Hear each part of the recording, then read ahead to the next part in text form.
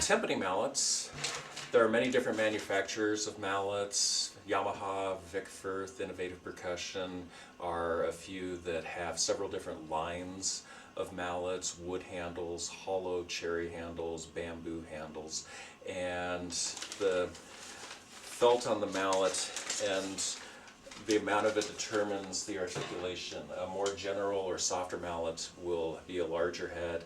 Smaller head will be a little bit more staccato or articulate until you get into something like an ultra staccato that's a very small, compact hard head. Wood heads are also available, oftentimes not used unless you're doing something that specifically calls for wooden timpani mallets, or characteristically an older piece from the Baroque or classical periods where mallets generally were made out of wood or ivory. With the mallets, I personally can't emphasize enough the importance of keeping them in the plastic bag that they come with. It helps protect the felt. If they're just sitting in a drumstick bag, the felt is rubbing against the side of the bag and picking up dust and whatever else.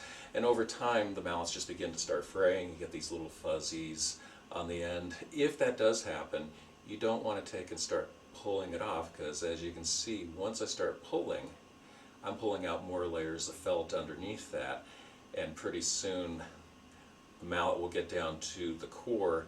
You're going to get a different articulation as you're playing between the two sticks, and it's just really not going to be an acceptable sound.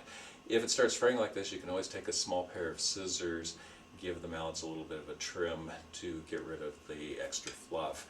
But most of that can be prevented just by handling the mallets by the shafts and not touching the felt at all.